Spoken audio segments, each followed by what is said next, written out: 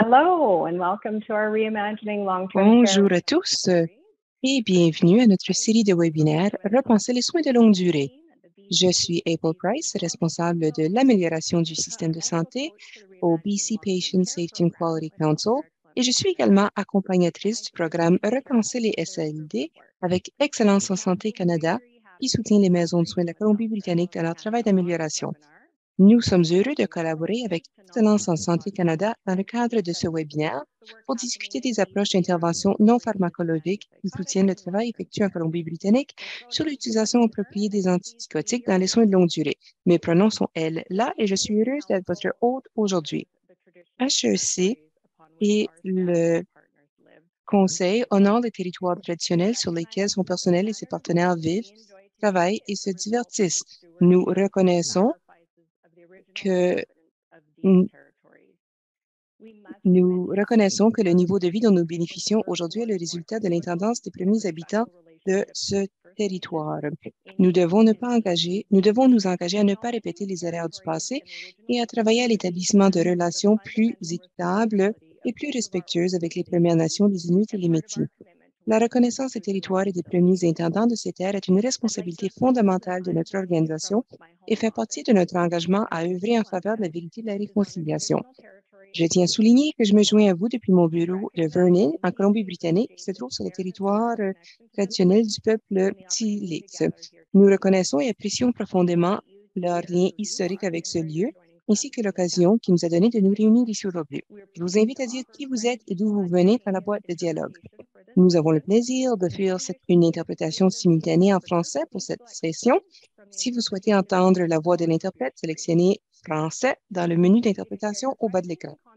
Nous vous invitons à faire part de vos questions et commentaires à n'importe quel moment du webinaire, en anglais ou en français. Si vous avez un commentaire ou une question, veuillez l'ajouter dans la boîte de chat ou de clavardage ou la boîte de questions-réponses. Nous tenterons de répondre à un maximum de questions lors de la session de questions-réponses qui se déroulera vers la fin du webinaire. Si vous avez besoin d'aide à n'importe quel moment de ce webinaire, vous pouvez contacter notre service d'assistance technique par l'intermédiaire de la fonction clavardage. Cette séance est enregistrée et sera disponible sur notre site Web dans les prochains jours pour que vous puissiez la revoir et la partager avec vos collègues qui l'auraient ratée. J'aimerais vous présenter nos conférenciers aujourd'hui qui parleront de leur établissement de soins à longue durée et de l'approche non pharmacologique. Tout d'abord, Samantha Hallgren. Elle est infirmière autorisée en psychogériatrie et en soins palliatifs, Pearly Health, depuis 2015. Infirmière autorisée avec plus de 25 ans d'expérience, Samantha met toujours à jour ses compétences. En 2012, elle est devenue coach certifiée en approche persuasive douce dans les soins aux personnes atteintes de démence. Elle a suivi cette réalisation avec une certification en soins infirmiers gérontologiques de l'Association des infirmières et infirmiers du Canada. En 2021, Samantha a été la première membre du personnel de Pearly Health à recevoir la certification d'infirmière certifiée en soins palliatifs. Samantha a également été l'une des premières infirmières de Pearly Health à être formée au programme CIMI du Centre d'excellence qui travaille avec les résidents, leurs proches et le personnel pour intégrer la fragilité dans les plans de soins et de traitement. Samantha se consacre aux unités pour anciens combattants et assure l'enseignement et le soutien au personnel pour aborder la démence, les comportements réactifs et les soins de vie tout en interagissant avec les familles. Nous avons également Leanne Broughton. Elle est ludothérapeute à la retraite qui travaille sur un projet au Dunrovin Park Lodge à Kennel, en Colombie-Britannique. C'est un foyer de soins complexe de 113 lits, dont un quartier de 19 lits pour les soins aux personnes atteintes de démence. Tout au long de sa carrière, Leanne a travaillé dans les centres d'hébergement et des centres de jour pour adultes. Elle est titulaire d'un certificat en gérontologie, est certifiée en méthode de Dementiability et est formatrice Dementiability depuis 4 ans. Elle est mariée, aime faire la chasse aux minéraux, jardiner et passer du temps avec ses petits-enfants. Nous avons également avec nous Fiona Lastoria, qui est ludothérapeute principale pour les personnes âgées au sein de l'équipe de direction de Banfield Pavilion de la Vancouver Coastal Health Authority. Elle est spécialiste certifiée en loisirs thérapeutiques par la National Council for Therapeutic Recreation Certification. Elle a plus de 30 ans d'expérience dans le domaine des loisirs thérapeutiques, principalement dans des établissements de soins de longue durée. Depuis 2022, Fiona occupe le poste de gestionnaire intérimaire au pavillon Banfield. Elle est titulaire d'un baccalauréat en loisirs thérapeutiques et en counseling, en soins spéciaux et en gestion. Elle a mené une recherche intitulée Exploration des environnements physiques dans les soins aux personnes atteintes de démence. Elle collabore actuellement avec une équipe de recherche de la VCH en vue de mener une étude sur la faisabilité sur l'expérience du paysage immersif mobile sensoriel, qu'on appelle SMILE, afin d'accroître l'accès à la nature pour les résidents qui risquent d'être de mauvaise humeur et d'isolement social. On a également Lindsay Van Heusen, qui est thérapeute horticole agréée par l'Association canadienne de thérapie horticole depuis 6 ans. Au cours des 10 dernières années, elle a offert des services de jardinage thérapeutique aux résidents du foyer de soins longue durée Banfield Pavilion. Elle améliore leur qualité de vie en les mettant en contact avec les plantes, la nature et l'environnement du jardin. Elle a obtenu une maîtrise en architecture paysagère à l'Université de la Colombie-Britannique et a conçu, installé et entretenu plus de 30 oasis de jardins résidentiels. Elle continue d'appliquer son expertise en conception de jardins thérapeutiques pour superviser le développement des jardins intérieurs et extérieurs de Banfield en dirigeant des processus de conception participative, en gérant des rénovations de jardins et en intégrant des programmes de thérapie horticole dans la conception de jardins. Plus récemment, elle a dirigé le projet SMILE. Nous sommes ravis de vous avoir tous avec nous aujourd'hui et je vous remercie d'avoir pris le temps aujourd'hui de nous faire part de l'excellent travail que vous accomplissez. Nous allons commencer la discussion aujourd'hui en donnant l'occasion euh, aux trois résidences de soins de donner un aperçu de leur approche non pharmacologique des soins. Nous allons commencer avec Samantha. Merci beaucoup, April. Alors, j'aimerais tout d'abord vous expliquer qui nous sommes. Pearly Health, située à Ottawa, en Ontario. Pearly Health est une communauté unique qui permet à des personnes âgées et à d'anciens combattants de vivre pleinement leur vie. C'est l'un des établissements de soins de longue durée les plus importants et les plus progressistes. Pearly Health héberge plus de 600 personnes aînées et des anciens combattants dans des appartements indépendants de longue durée. Pearly Health offre un nombre croissant de services cliniques, thérapeutiques et récréatifs, en plus d'accueillir le Centre d'excellence en soins des personnes fragilisées, en recherche de pointe, en éducation et en innovation clinique. Nous avons commencé à travailler avec cette initiative pour les personnes âgées en 2018.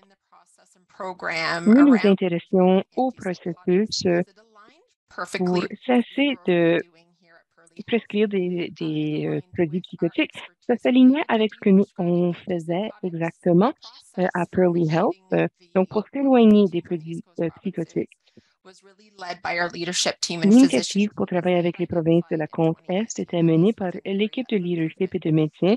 Eux avaient signalé en 2018 que c'était un domaine où il fallait apporter des améliorations. Alors, on a commencé le projet avec l'admission aux soins de longue durée en pensant tout d'abord aux approches non pharmacologiques.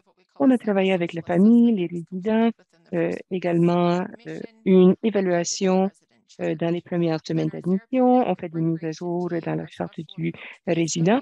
Ensuite, nous avons des différentes équipes spéciales qui se penchaient sur la situation pour voir quelles pouvaient être les approches non pharmacologiques. Pour les résidents qui avaient des situations un peu plus complexes, on avait des réunions d'équipe, des réunions AVC, donc des réunions interprovinciales qui duraient environ 20 minutes pour déterminer exactement quels étaient les comportements, quelles étaient les différentes démarches axées sur les soins. Et nous faisions tout cela pour bien appuyer les résidents. Thank you, Samantha. Merci beaucoup, Samantha. Okay. We'll go to the next slide. Nous pouvons maintenant passer la parole And we are going to pass à it over notre prochaine conférencière, Leanne, de Dunroven Park Lodge. Hey, good morning or afternoon, depending on Bonjour ou bon après-midi, ça dépend où vous êtes. Merci beaucoup, April. Moi, je travaille ou j'ai travaillé à Dunroven Park Lodge et nous, pour nos approches non pharmacologiques, on s'est concentré sur le programme Dementiability. Nous avons fait ce choix en 2016. Nous avons envoyé un groupe de membres du personnel à un atelier pour Northern Health en Colombie-Britannique. Et Les membres du personnel sont revenus très enthousiasmés par rapport à cette approche. Nous avons cherché à envoyer de plus en plus de personnel. Je pense qu'environ 60% de notre personnel en ce moment a reçu une formation de Dementiability, les gestionnaires jusqu'au personnel de soins directs. Alors, c'était un projet pour s'éloigner des médicaments psychotiques, donc les approches non pharmacologiques. Et Dementiability a été fondé par Gail Elliott de l'Ontario. Vous connaissez peut-être ce programme. C'est une approche axée sur les personnes qui permet à l'environnement d'aider les résidents. Donc, pour les aider à avoir, à se concentrer sur des tâches familières. Vous voyez la photo derrière moi. Donc, c'était dans un de nos couloirs. C'était un endroit où on plaçait du matériel, mais les membres du personnel ont décidé de transformer ce petit coin pour en faire un centre artistique pour les résidents au lieu d'un entrepôt. Comme je l'ai dit, nous avons plus de 113 lits. Donc, c'est un établissement de soins complexe avec une unité de soins pour les personnes vivant avec la démence. Il y a 19 lits. Alors, nous avons fait la formation du personnel, nous avons changé le format de nos réunions et ça, c'était directement associé au projet des directeurs médicaux. Alors, ces réunions incluaient des séances de planification. Il y a un outil de Dementiability qui s'appelle WOW. Donc, dans cette méthode, on se pense sur la personne en tant que personne, son historique, ses intérêts, ses compétences. On cherche savoir quels sont les comportements que nous voyons auprès de cette personne. Et ensuite, nous élaborons différentes démarches par rapport à ces comportements. Voilà l'un des changements que nous avons apportés dans nos réunions. Nous travaillons également sur un autre projet afin d'accroître la quantité d'historique affiché sur les portes des résidents. Nous sommes passés de 33% à 66% de toutes les portes. Nous avons même un quartier, le quartier pour les soins spéciaux, qui a les historiques sociaux affichés sur toutes les portes.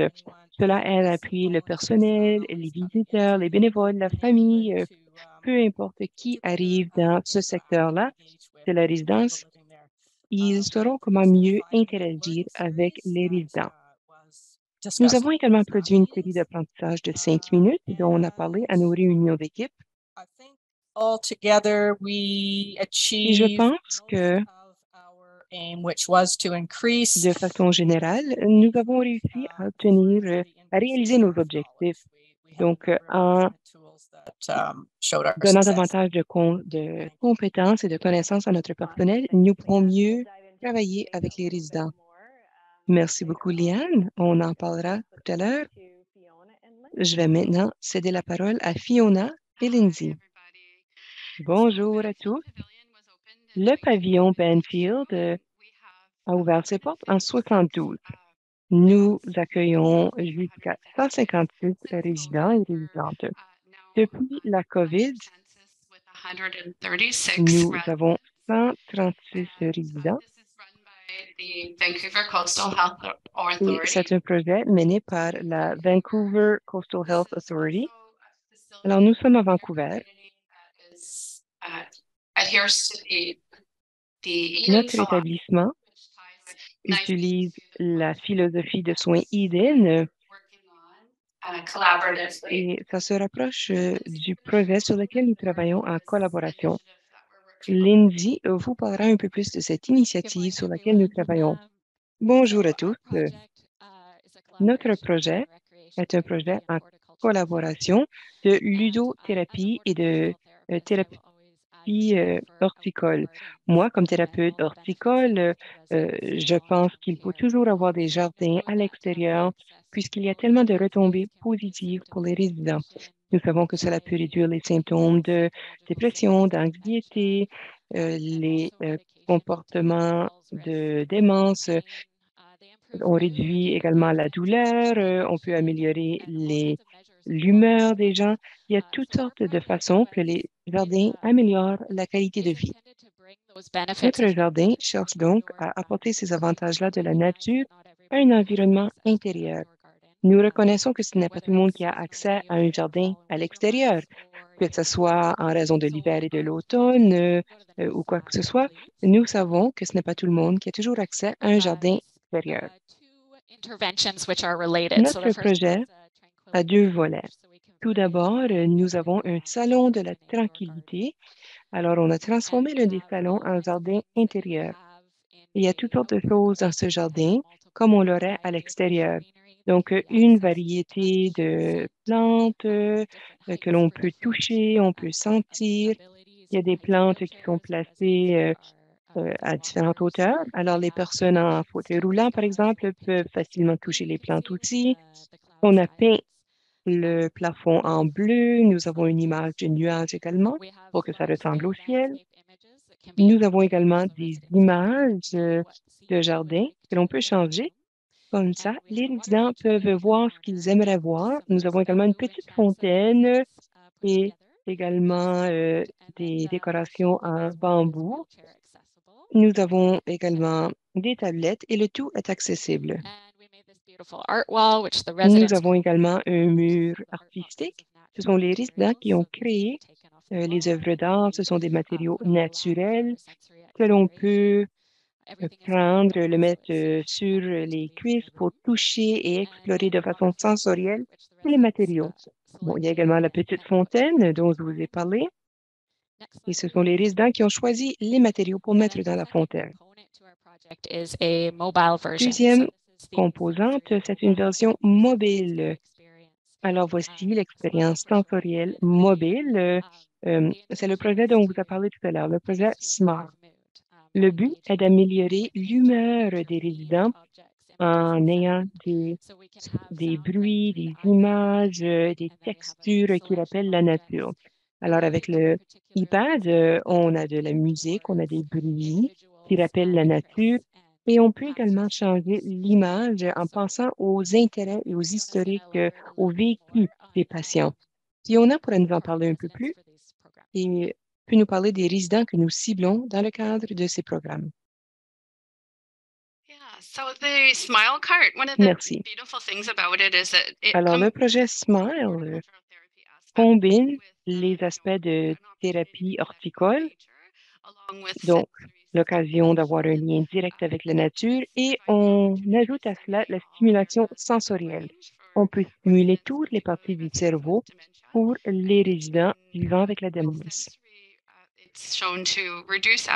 Nous avons constaté qu'en ajoutant l'expérience sensorielle, on peut améliorer l'humeur, les patients sont moins agités. Alors, il y a des retombées positives et pour certains des résidents, cela peut même réduire leur perception de la douleur. Également, cela peut leur permettre de connecter avec des souvenirs. Ils peuvent voir et interagir, par exemple en écoutant les bruits de la nature. Ça leur donne l'occasion de se souvenir de leur vie. Et ça aussi, c'est un traitement très efficace pour lutter contre la dépression. Cela permet également d'améliorer la satisfaction que l'on ressent dans la vie. Alors, si on combine tous ces éléments-là ensemble, ça donne des résultats fantastiques. Linda pourra vous parler un peu des énoncés qualitatifs que les résidents partagent avec nous. En outre, il y a l'espace de tranquillité dont on vous a parlé tout à l'heure, qui nous permet d'offrir d'autres démarches non pharmacologiques. Par exemple, en plus du chariot Smile, dont on voit les images à l'écran, on offre aux patients différentes façons de s'éloigner de la dépression. Ils peuvent cesser de ruminer sur les pensées négatives. Alors, on peut arriver avec ce chariot mobile et c'est une intervention qui leur donne l'occasion de se concentrer sur ce qu'ils ont devant eux, plutôt que de ruminer. On donne également l'occasion aux résidents de réfléchir à l'avenir. L'une de nos stratégies de counseling que nous avons comme ludothérapeute, c'est d'aider les gens Donc, nous reconnaissons ce qu'ils ressentent, oui, mais ensuite, on pense à l'avenir, à ce qu'ils aimeraient voir, quels sont leurs rêves, leurs objectifs. Alors, voilà un exemple de ces modalités. Nous pouvons également les aider avec une visualisation guidée. Alors, toute une série de techniques que nous pouvons utiliser avec ce chariot en plus du salon de tranquillité.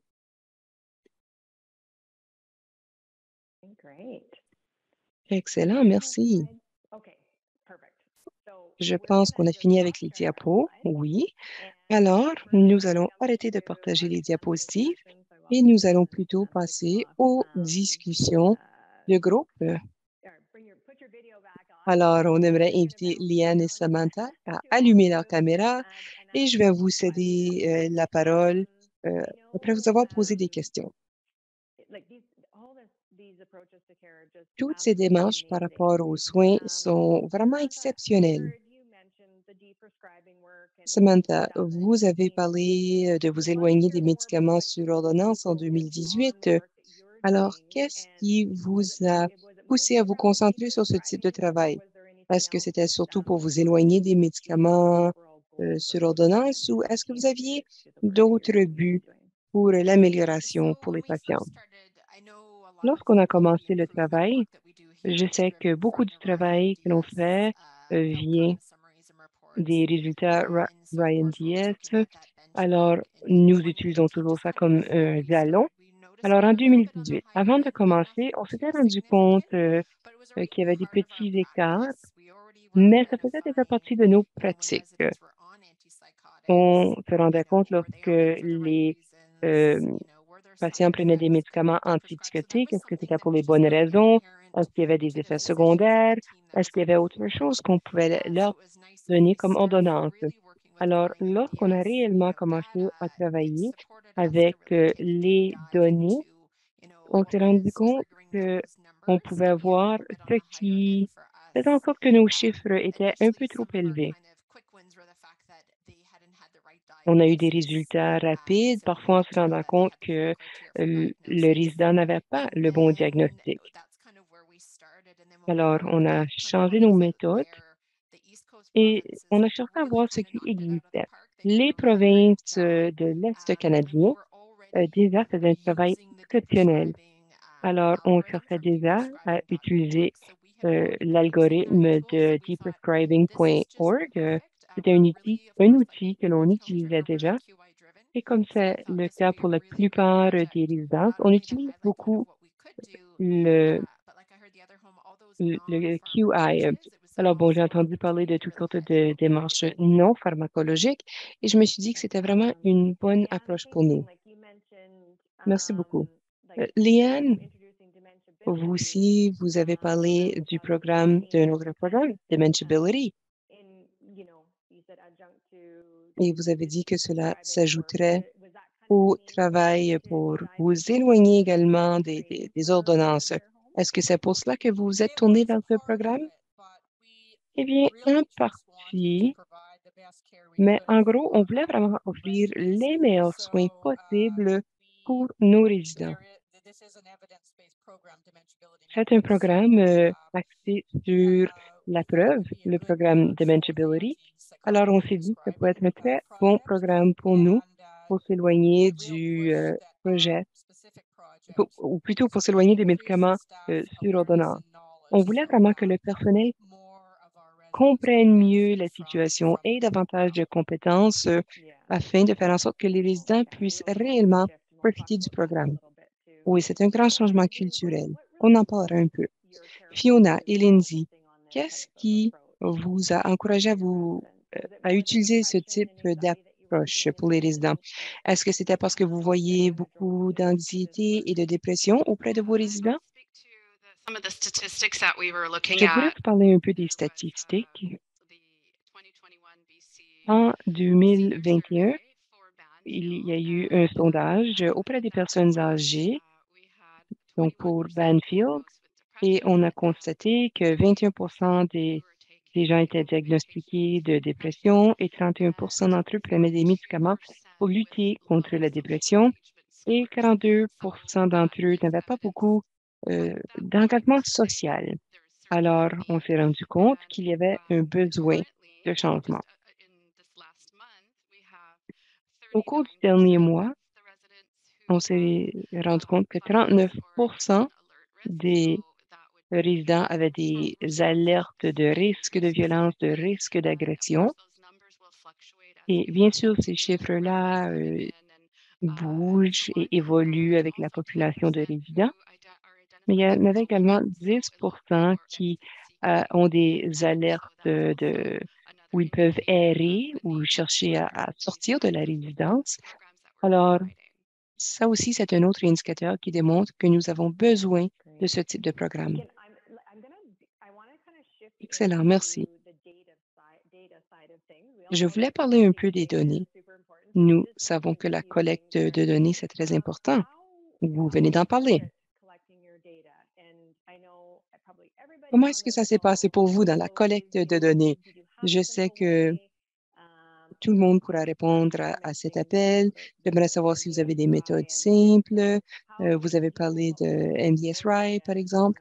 Quelles sont les méthodes que vous avez utilisées pour faire la collecte de données et pour comprendre que ça fonctionnait ou pas? Oui, j'aimerais tout simplement dire que nous sommes en train de travailler pour faire de la recherche. En d'autres mots, on a présenté une proposition avec Vancouver Coastal Health et on attend de savoir si on aurait du financement pour faire la recherche. Cela dit, dans notre proposition pour la collecte de données, nous cherchons à mesurer la qualité de vie, les observations ou les émotions observées également, pour mesurer l'humeur, et on veut également utiliser l'échelle d'atteinte des objectifs. En d'autres mots, cette échelle cherche à voir comment souvent le résident établit des connexions avec la nature, par exemple, comment ils respectent les différents objectifs que nous avons établis pour eux. On examinera également leur charte de patient et on fera des évaluations des résidents. Il y a également des informations qualitatives que l'on pourra recueillir pendant les interventions. Excellent. Merci. J'ai vu une question dans le clavardage et c'est très intéressant. C'est une question précisément par rapport aux établissements, comment vous mesurez les résultats et comment vous pouvez déterminer l'efficacité de la ludothérapie et de la thérapie horticole. On peut y revenir plus tard si vous ne pouvez pas y répondre tout de suite, mais je me demande si vous avez une mesure générale pour les résultats. Par exemple, les résultats pour la dépression. Est-ce que c'est la dépression surtout que vous cherchez à réduire? Chez nous, nous utilisons le programme Activité. On cherchait à accroître la quantité d'expériences et d'activités documentées là-dedans. Alors, ça, c'était l'une des mesures que l'on utilisait. En outre, bon, pas nécessairement pour ce projet, mais cette année, on se penche sur le RIE. On a également élaboré des outils personnalisés dans notre établissement. Donc, on a fait des séances avec le personnel pour leur demander ce qui était important pour eux.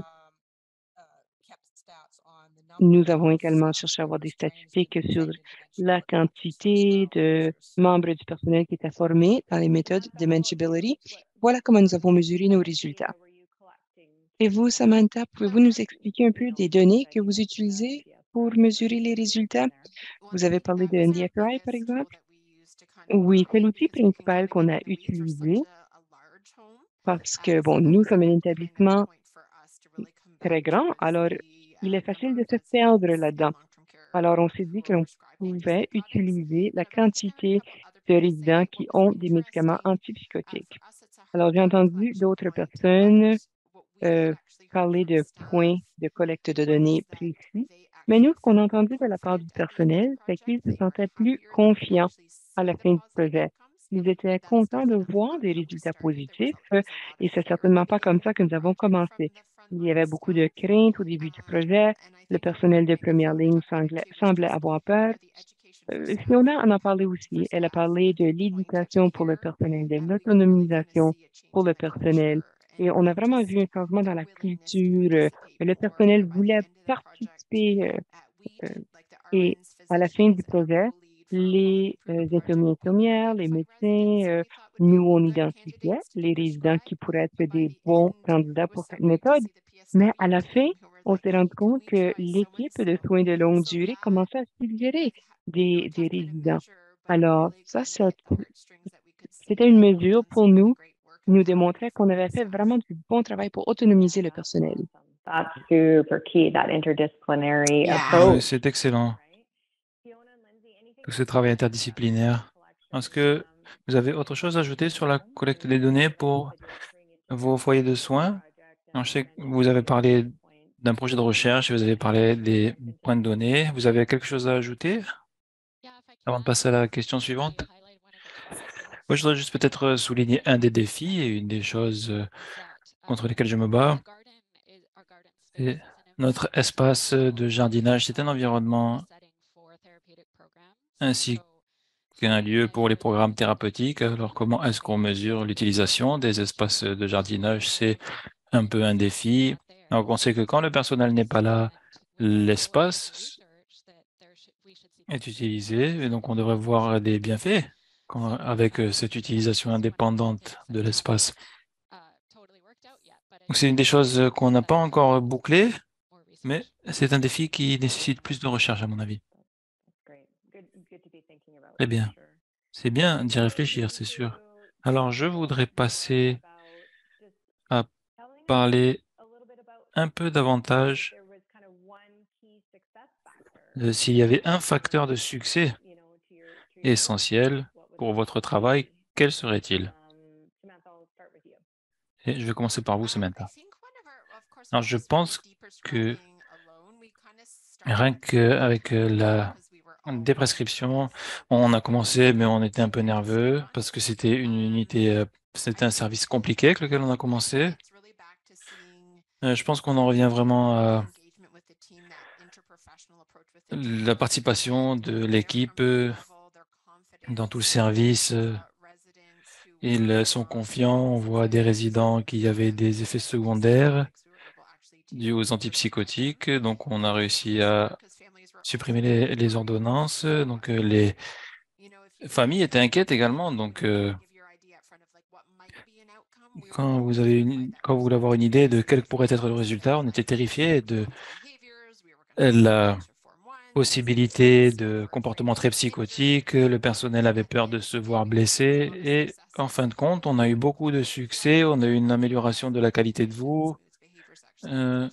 On a beaucoup de comportements qui se sont beaucoup améliorés. Et juste voir le personnel pouvoir respirer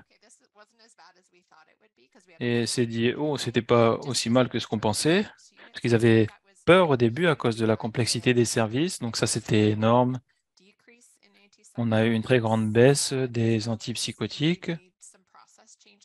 On a également dû changer des processus dans notre foyer et certains membres des équipes ont créé un outil qui vise pour mesurer l'utilisation des antipsychotiques et ils l'ont surveillé eux-mêmes et c'était super. C'est excellent, ça fait plaisir à entendre.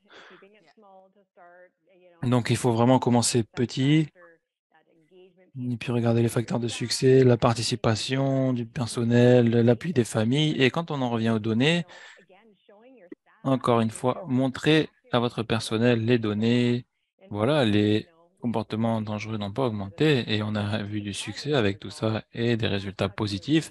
Eh bien, ça, c'est un très grand soulagement et on se concentre beaucoup sur les données, mais les données racontent les histoires. Donc, on a eu de bons résultats et c'est bon de pouvoir montrer visuellement qu'on fait ceci ou cela et que ça fonctionne et que ces comportements n'augmentent pas. Donc, on peut dire, enfin, s'il y avait un facteur de succès avec le programme Dementiability ou un ou deux, est-ce qu'il y a quelque chose que vous voudriez mentionner? Liane? Je dirais deux choses. Premièrement, le changement du format. Souvent, l'équipe de leadership, y compris le directeur médical, Mero, allait dans une zone et la première chose, ce que les gens disaient, c'était le comportement est difficile, il faut des médicaments. Et maintenant, le comportement a changé. Le directeur médical s'occupe des séances et ils essayent l'approche non pharmacologique et ils ont eu pas mal de succès. Donc, professionnellement, ça a été très réussi.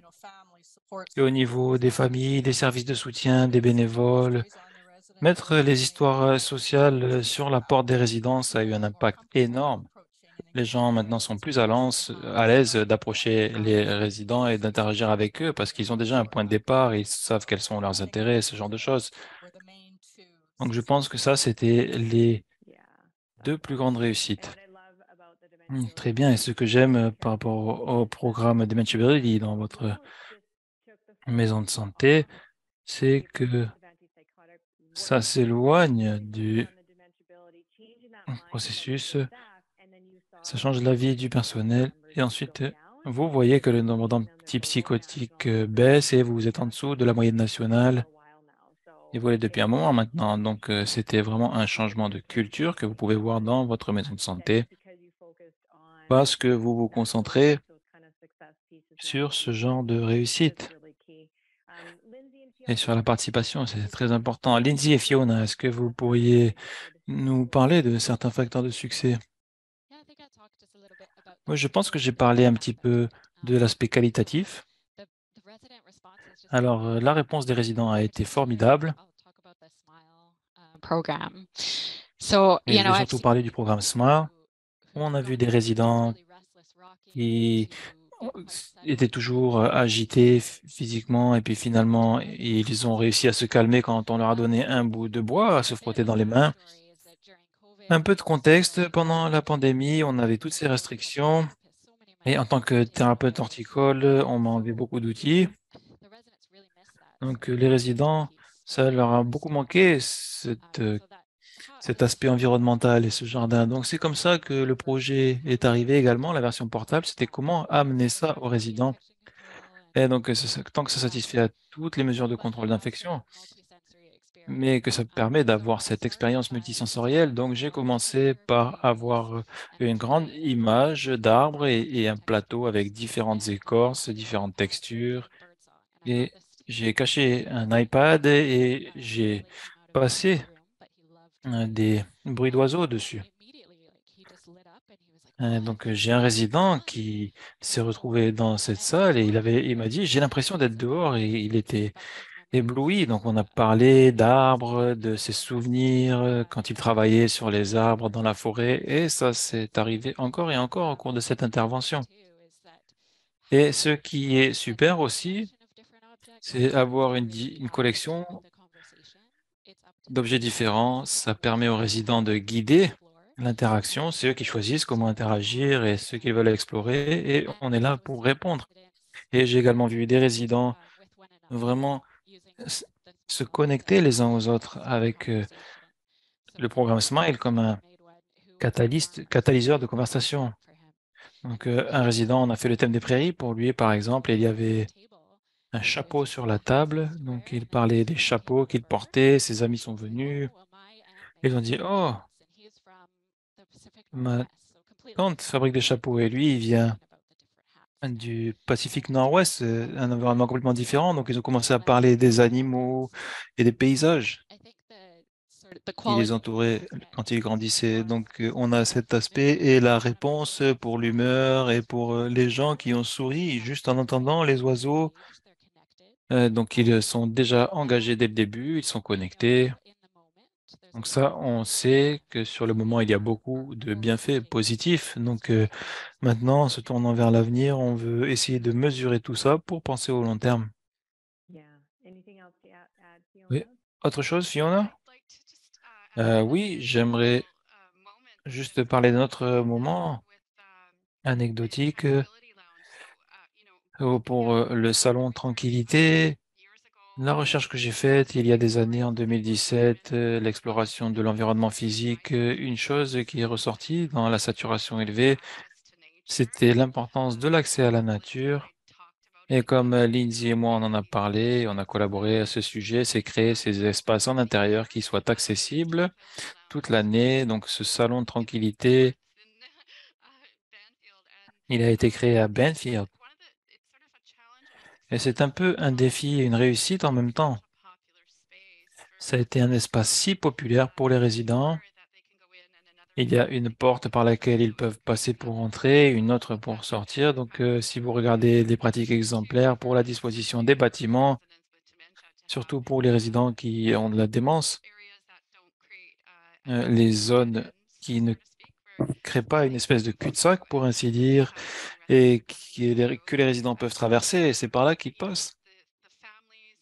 Et donc, les familles et les résidents et le personnel ont tous aimé cet espace. Et une personne en particulier, c'était un d'une membre de la famille qui était venu appuyer un proche qui était en fin de vie, et j'ai voulu identifier ça. C'était pas juste pour les résidents. Certains membres de la famille passaient ce temps dans cet espace, et passer du temps avec leurs proches. Ils ont besoin de temps pour avoir un peu de paix, de tranquillité, et pour se recueillir. Et ce membre de la famille venait tous les jours pour parler à son proche, et donc ils utilisaient ce salon de tranquillité. Donc ça a été quelque chose de très beau. Je sais que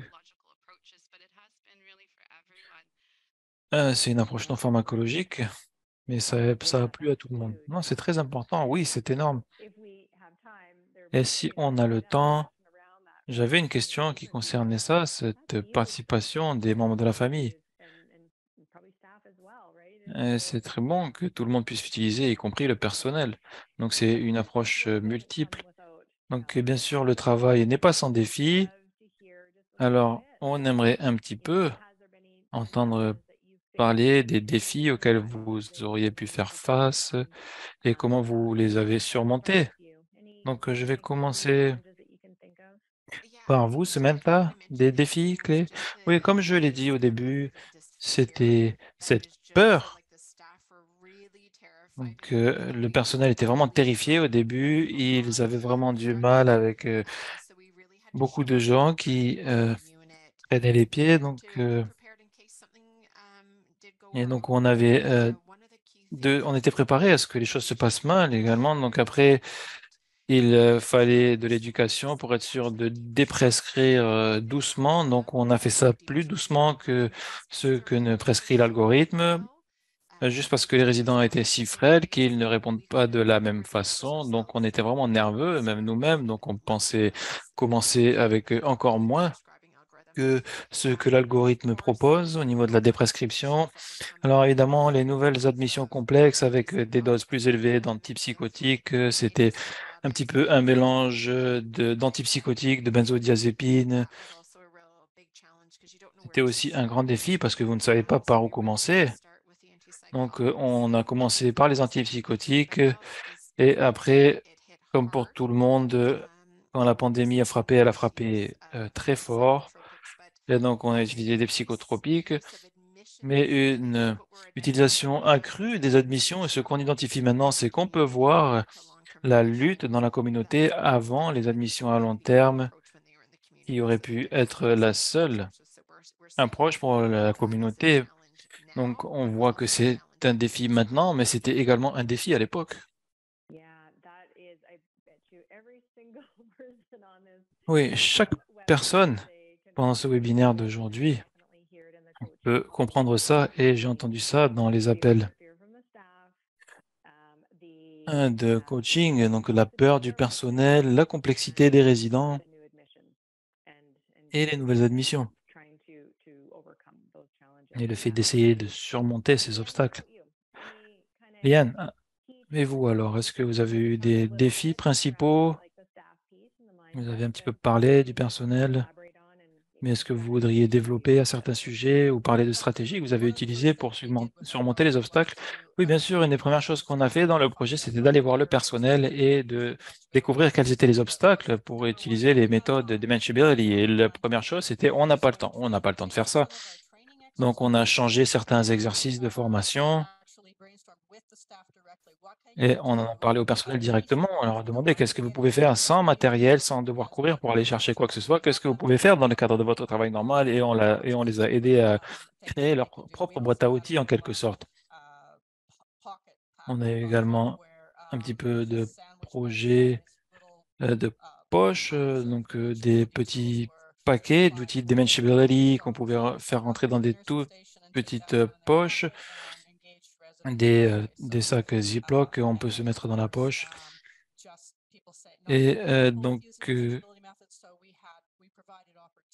également, donc, on leur a donné des possibilités également. On a une grande combinaison là où les gens s'entraînaient à utiliser les méthodes de Manageability et on a pu faire participer 73 résidents juste ce jour-là. C'est incroyable. Et l'habilitation du personnel, c'est essentiel, oui, donc c'est très impressionnant. Et vous fournissez des données à l'appui. Vous parlez au personnel, vous leur demandez quel est leur niveau de confort et quels étaient les défis. Donc, vous avez des données vraiment importantes pour appuyer ce qui fonctionne et ce qui ne fonctionne pas auprès du personnel et l'ajustement. Et le fait qu'ils sachent que vous les écoutez et que vous les aidiez à surmonter les obstacles, c'est super. Donc, Lindsay, Eliane et Fiona, pardon, vous avez parlé de défis. Est-ce qu'il y a des choses clés qui ont été des défis pour vous et des stratégies? Lindsay et Fiona, pardon. Alors, je dirais que l'obstacle principal, c'était la dotation personnelle et le fait d'avoir assez de personnes pour que les ressources soient amenées aux résidents. Et il est très important de noter qu'on a besoin d'avoir davantage de thérapeutes de loisirs agréés pour aider à guider la pratique et également plus de thérapeutes horticoles. Donc ça, c'est la première chose que je dirais. Donc tout à fait, davantage de personnel sous la main et l'éducation également, c'est essentiel. Je voulais vraiment faire écho à ça. Et en ce qui concerne le financement, on a eu de la chance. J'ai envoyé une proposition pour une bourse où on a pu obtenir du financement à travers la bourse New Horizons pour les personnes âgées. On a également réussi à avoir du financement pour la reconception d'espace dans la maison de santé. Je pense que les gens réalisent à quel point c'est important pour les soins de longue durée. Donc, ça a été utile, mais ça, c'est plus le côté des ressources et on peut avoir toutes les ressources du monde, mais on a besoin de personnel pour amener les ressources aux résidents. Donc ça, ce serait une chose sur laquelle j'insisterai beaucoup. Et l'autre chose, ce serait d'équilibrer la charge de travail clinique avec la recherche. Et encore une fois, c'est une question de dotation en personnel parce que si on a davantage de personnel, eh bien, on n'aura pas ces problèmes quand on essaye d'effectuer la recherche et qu'on gère nos charges de travail quotidiennes et les évaluations pour les nouvelles admissions, ce genre de choses.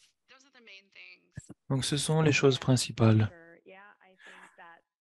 Oui, absolument. Je pense que la dotation en personnel, ça va parler à tout le monde, j'en suis sûr. C'est une chose que j'entends tous les jours de la part des équipes en Colombie-Britannique. Une dernière question que je vais poser et ensuite on va passer à la séance questions-réponses parce qu'il y a une tonne d'informations dans la boîte de clavardage. On va prendre 10 minutes à la fin si on le peut pour répondre à certaines questions qui nous arrivent parce qu'il y en a de très bonnes. Je voulais entendre parler un petit peu de la durabilité quant au travail que vous effectuez. Alors, je pense que vous avez toutes mentionné quelque chose à propos de la pandémie et il ne faut pas oublier ce qu'on vient de traverser ces dernières années. Et donc, cette question de durabilité est très, très importante. Donc, encore une fois, Samantha, on va commencer par vous, des choses que vous avez faites au niveau de la durabilité, au niveau du travail que vous avez fait. Oui, tout à fait. Alors, on s'est vraiment concentré sur le soutien à l'admission. Ça a été un très bon avantage pour nous. On a besoin de 7 personnes clés, parce que Fiona l'a dit, il me semble, non seulement on a des questions de personnel qui rentrent en jeu, mais on a eu beaucoup de nouveaux employés dans beaucoup de services. Donc, on a eu une grosse exode de professionnels de la santé et de l'intégration du nouveau personnel. Donc, ce qu'on fait, c'est se concentrer sur un service clé, c'est-à-dire les admissions. On commence le processus AWay pour nous. Et au niveau des 450 lits qu'on a en soins de longue durée, on s'est concentré sur l'admission, on fait la surveillance des antipsychotiques. Et ce qu'on a fait, c'est qu'on a intégré dans notre culture le fait que les approches non pharmacologiques, c'est comme ça qu'on fait notre travail. Donc, on forme en moyenne entre 150 et 200 employés par an à l'approche de persuasion douce.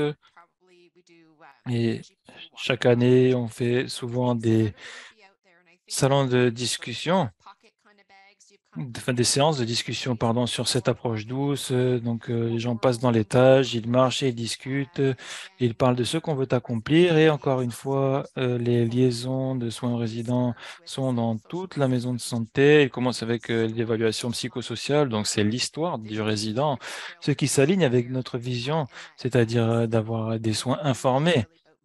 Et donc, il faut me voir, me comprendre. C'est vraiment le résident en premier qui passe avant tout.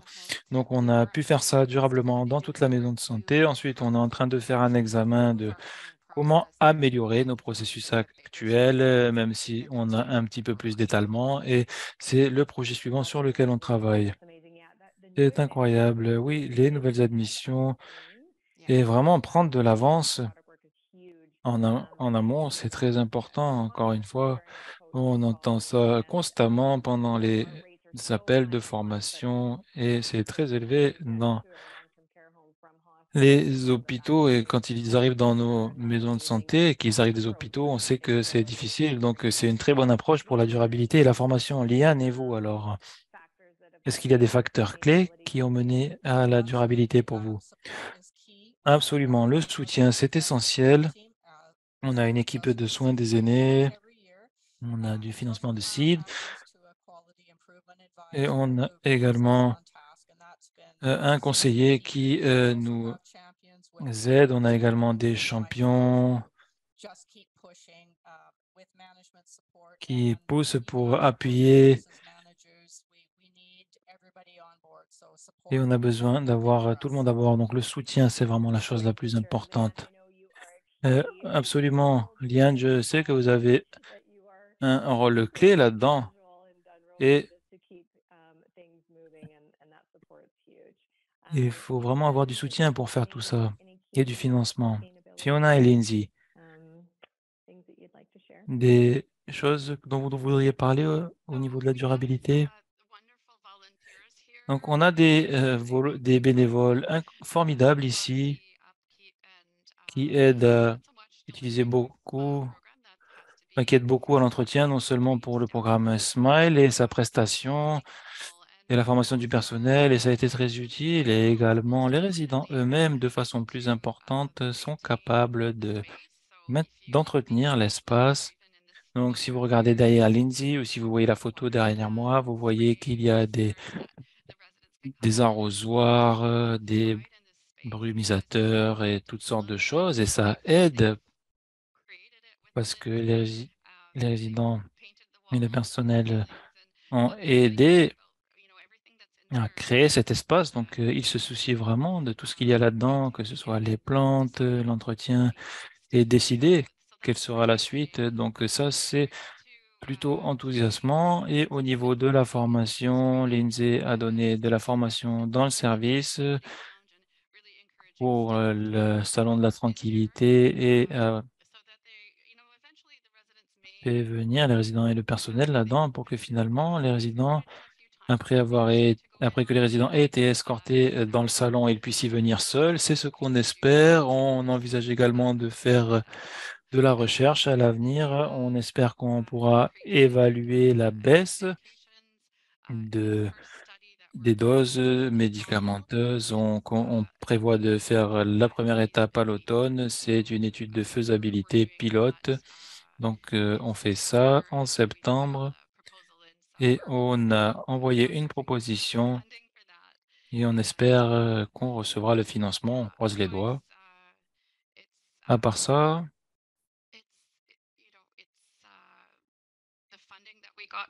Le financement qu'on a reçu de la bourse Nouveaux Horizons, c'est incroyable pour que ce qu'on fasse soit durable. Et on continue de recevoir de la direction de la part des résidents par rapport à ce qu'ils veulent voir et de ce qu'ils voudraient accomplir dans la reconception de l'espace. C'est formidable. J'ai vraiment hâte de voir les résultats de votre recherche. C'est très enthousiasmant que vous ayez la possibilité de faire ça.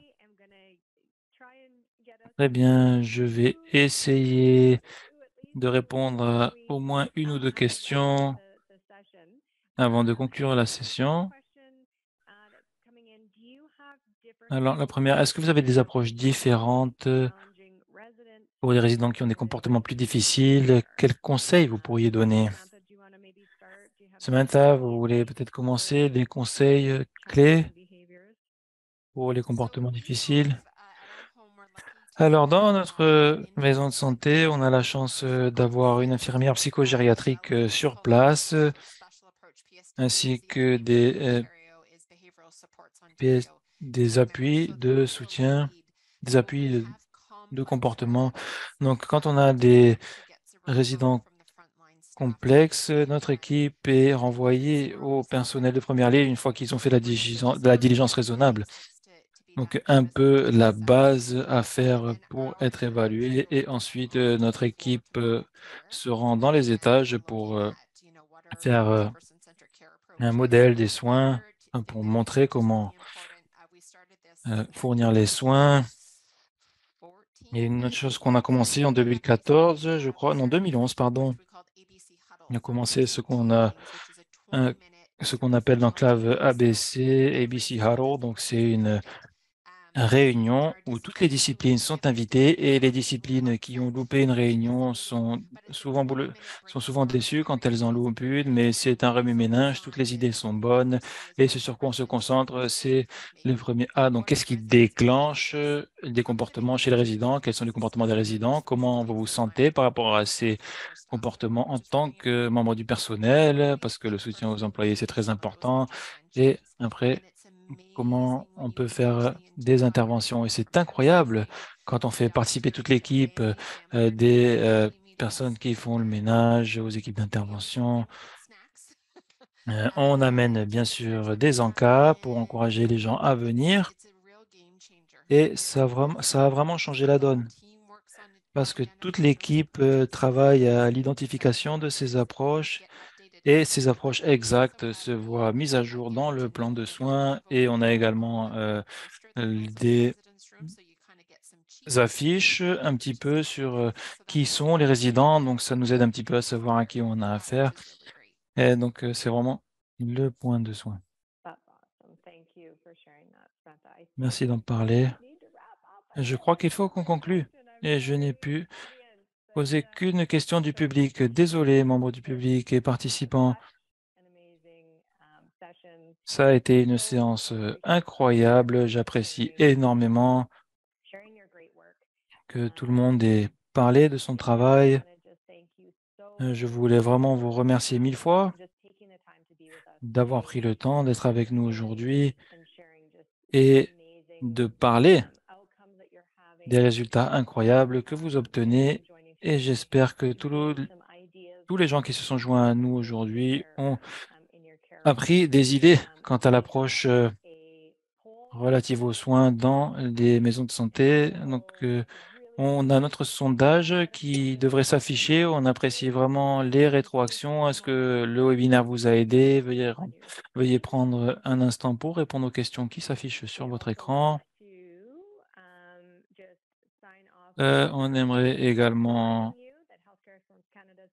vous rappeler que le prochain webinaire d'Excellence en Santé Canada sera le 22 juin de 13h à 14h heure de l'Est.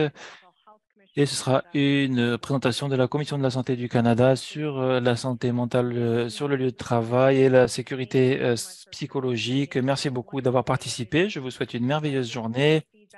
On aimerait beaucoup avoir vos rétroactions. Alors, veuillez remplir le sondage avant de vous déconnecter. Et merci beaucoup, beaucoup à nos membres du panel. Ça a été incroyable d'écouter tout votre beau travail. Bonne journée tout le monde.